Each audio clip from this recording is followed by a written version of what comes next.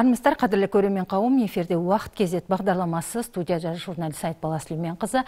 Қазір елімізде қарызсыз қоғам жобасы жүзеге асырылып жатыр. Бұл жоба 2023 жылы республикамызда пилоттық жоба ретінде енгізілсе, 2024 жылдан бастап Қарағанды облысында нақты іске кірісе бастады. Бүгінгі хабарымыздың қонағы қаржылық сарапшы Мерманов Асхат Әлиасқарұлы. Қош келдіңіз. Бір жылдың ішінде Қарағанды облысында қанша кредиттік төлемдер азайтылды, қаржылық арест алынып тасталған азаматтар бар ма? Осы төңіректе баяндай өтсеңіз. Сәлеметсіз. 24 жылдан бастап Қарағанды облысы бойынша, егер тек қана 24 жылды айтсақ, облыс бойынша 11 мыңға жуық адам оқуын бітірді. Оның ішінде 200-ге жуық адам көмегін бердік. Оның ішінде арест шешу, жаңа график қою, банкротство деген сол 200-ға жуық. Осы жылдан бастап біз тек қана 90 күн плюс просрочкасы бар адамдарға ғана көмектесеміз. Ол кімде қиын жағдай болып тұр, соларға ғана көмектесеміз. Егер төлей алмай қалса, графика арест болып тұрса, соларға көмектесеміз. Осы жылда біз ақпан айынан бастап осы күнге дейін 2000-ға жуық адамды үйреттік, оқыттық. Оның ішінде 200-ге жуық адамға көмегін бердік. Оның ішінде график кіреді, банкротство кіреді, және де осы жылдан бастап біз кім алаяқтан алданған адамдарға көмектесе бастадық. Мысалы, болады ғой, телефонға, ұялы телефон қоңырау шалады, айтады, 14 айтыңыз дегендей. Айтып қояды, олар несие атына алып қояды. Болды, қайда жүреді, білмейді. Мұндай азаматтар көп пе, алданып қалған? Бар, ондай жетеді. Жастар да бар, яғни жас ерекшелігіне қарамайды. Жас ерекше, және де білім деңгейіне де ешқандай не қатысы жоқ. Адам сасқалақтап, өзі қандай ой қабілет бұзылып кетеді, ой қабілет қоңырау шалған кезде. Сол ұмытып кетеді, қалай не болып жатқанын. Өзі тек қана өмірлі андай нелерге психологиясына басады да, сол адам беріп қояды сол нөмірлерін. Сондай адамдарға көмектесе бастады. Кредит бойынша банкроттық процедурасына көмек көрсетілген азаматтар бірсіпірі, санатын айта алмайсыз ба?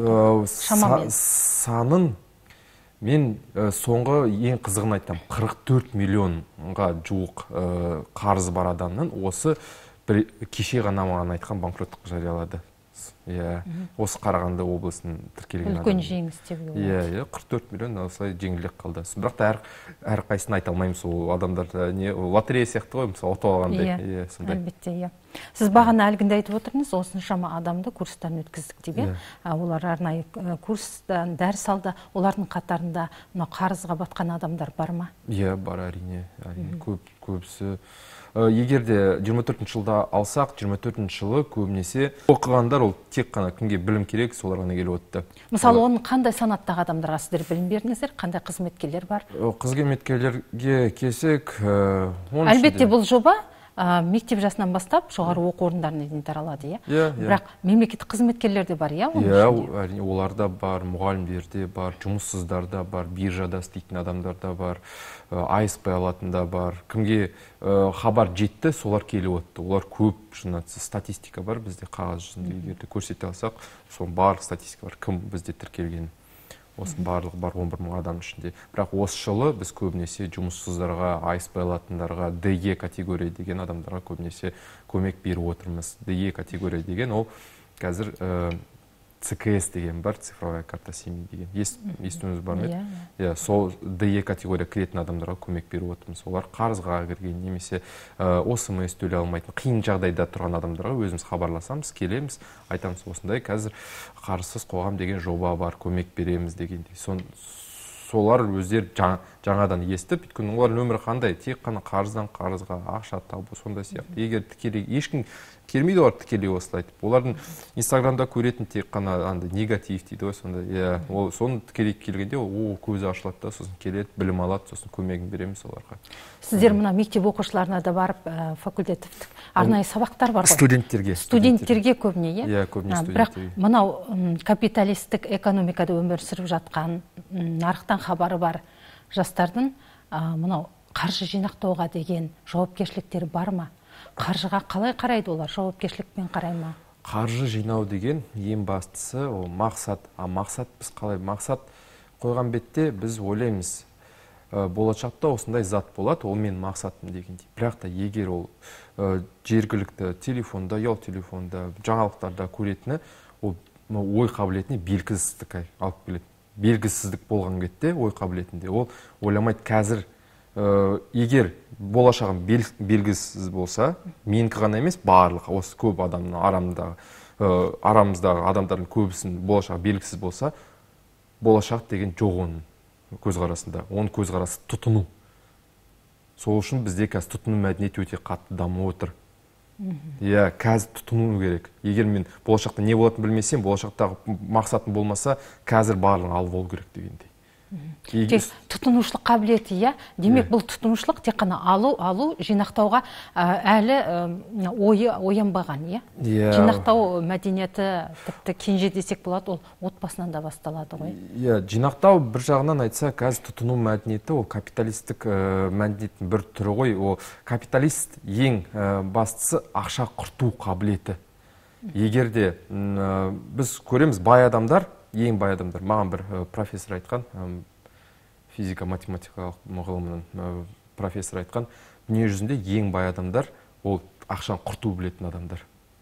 Көп ақшаны олар береді, үлкен триллиондаған ақшаны. Егер ол сол ақшаны дұрыс құрту білсе, тез уақыт арада құрту білсе, сонда ғана сол адамдарды санайды жақсы екен деп, жақсы бизнесмен дегендей. Сол адамдар өзіне алып алып, тұтыну, егер ақшаны дұрыс тез құрту білсе, ол ақшамен қолданылады деген ой қабілеті пайда болды. Олар енді құртқан кезде де мақсат бар ғой, бір капитал жинау үшін құртады ғой. Иә, капитал жинау үшін құртады. Ал бізде құртады өйткені белгісіздік белгісі. Олар білмейді болашақта не болады, сол үшін барын бүгін құрту керек дегендей.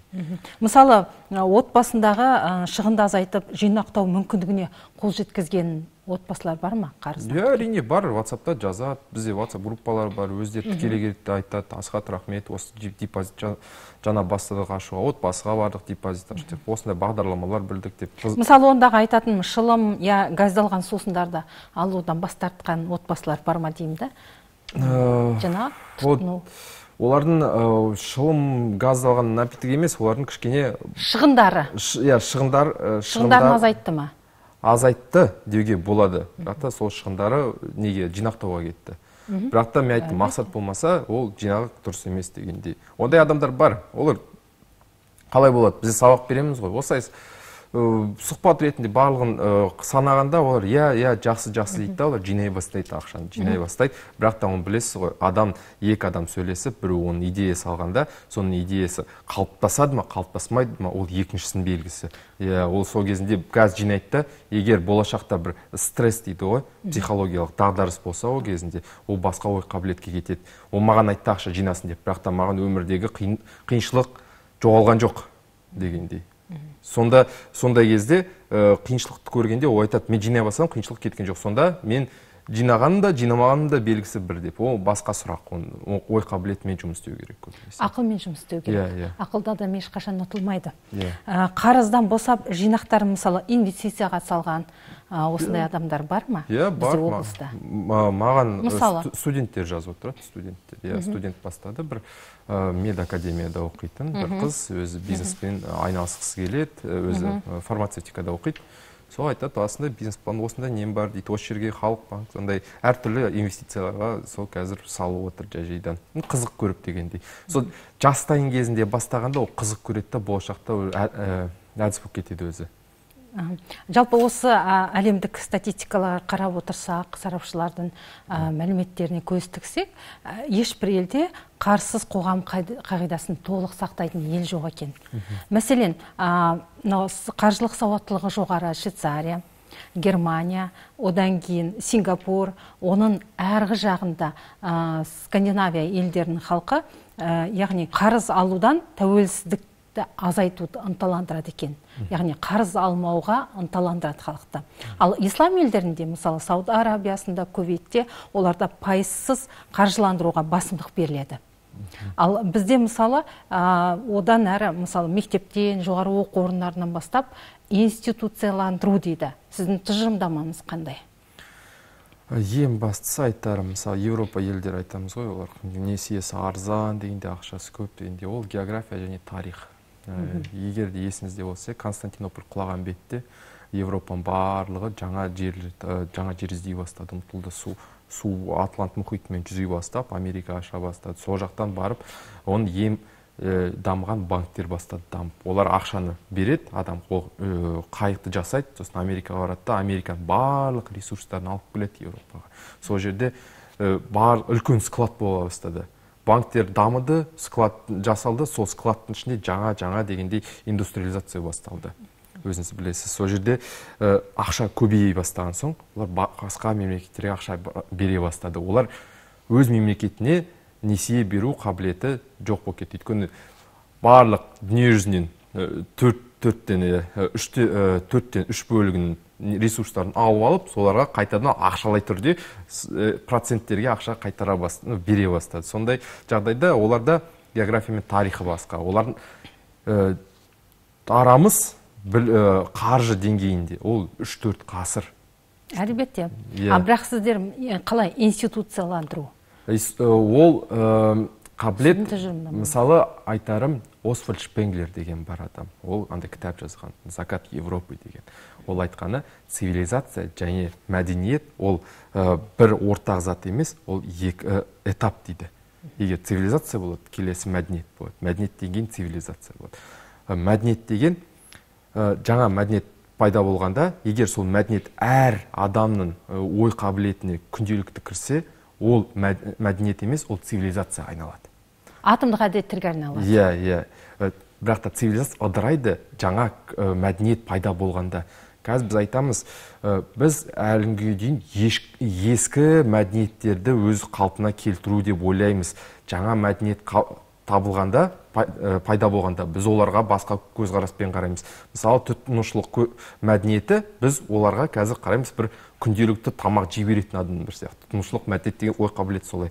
Бірақ та қазіргі жаңа альфа дейді ғой балалар, жаңа балалар, олардың тұтыну мәдениеттілігі өте жоғары. Бетта ұрпақ дейді. Бетта, альфа дегендер, альфадан басталады олар көбінесе. Мысалы, біз Инстаграмда бізге WhatsAppқа видео жібереді ғой. Біз сол видеоны бізге ұнайды ма, ұнамайды ма білу үшін біз оны толықтай ақпаратын білу керекпіз. Дұрыс қой, иә? Ал оларға 4-ақ секунд жеткілікті. Ол видео маған ұнайды ма, ұнамайды ма дегендей. Сондықтан нақты сұрақ, нақты жауап күтемін. Сондықтан айтарым, олардың ой қабілеті басқа болашақтағылардың. Олардікі, мысалы, біз ақша жинау дейміз, олар тұтыну, тез тұтыну. Егер олар неғұрлым тез білет тұтынуды, сол тұтынымды басқаларға енгізе алады дейді. Сөз капиталистік ой қабілеті сондай. Сіз жалпы шығыс мәдениетінде, мысалы, Жапония, Қытай мемлекеттер қарыз алудан сақтандырады халықты көбіне. Қарызға батпауға шақырады халықты. Мысалы, біздің елде қалай ойлайсыз, жинақтау үшін, жаңағы айтып отқандай, тұтыну үшін оның мәдениеті болады, түптеп келгенде классикалық мәдениет дейміз. Содан да өнеге алуға болады. Мысалы, ал қарызға батпайым десе де бәрібір түбінде батып қоятын, қарыз алып қоятын, немесе жинақтай алмайтын, өйткені қаражатты тамтымдаған айлығы шайлығына жетпейді дейді. Сондай жалақысы төмен азаматтарға қандай сіз қысқаша кеңес берер едіңіз?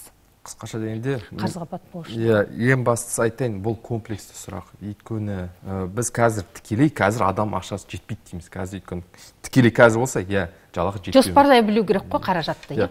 Жоспарлай дегенде оның алдына келейік енді. Мысалы, Европа мемлекеттері ең басында біз егеменіміз алғанда, олар бізге арзан ақша берді. Несиеміз арзан болды шынымен де. Біз адамдарға беретінбіз, олар арзан ақша алады, бірақ та ақыр соңында төлемейді кейбіреулер. Көбінесе жауапкершілік жоқ. Біз социализм дейді ғой, сол жерден шыққанда ақшамыз неміз дегендей жаңадан көріп отырмыз. Кока-кола жаңа келді, ақша беріп отыр. Сіз жұмыс істемейсіз, сізге ақша береді дегендей. Бір ауыз сөзбен сіз қорытындыласаңыз? Айтсам, ең бірінші қадамдар дұрыс емес болды. Тек қана ақшадан ақша істеу ой қабілетімен кірген осының барлығы. Біздің адамдарымыз, өзіміз, азаматтарымыз осы ақшадан ақша істеу керек деп. Тікелей кезде тұтыну қазір бізге ақша істеу керек деп. Олар ақша істеп алды, ақша берген адамдар. Бірақ та ақшаны тұтынған адамдар солай өз несінде кіріп кетті сол қаржылық неге. Не істеу керек? Не істеу керек дегенде, күту керек, иә, уақыт өту керек. Өйткені осы мәдениетті қалыптастырып қойды, дұрыс емес қадаммен кірді, енді осы адамдардың ой қабілеті қатып қалды. Олар қатты өзгертейік десек, оннан бір ғана өзгереді, шын айтса, ол өмір. Сондықтан болашақта қаржылық сауатымызды күннен күнге көбейту білу керек. Интернет заманы күннен күнге өсе білу керек, күннен күнге білімімізді кеңейту керек. Сондықтан да қаржылық сауатымызды да сағат сайын ұштай білу керек. Қадірлі көрермен қауым, осымен хабарымыз аяқталды. Сау саламатта болайық.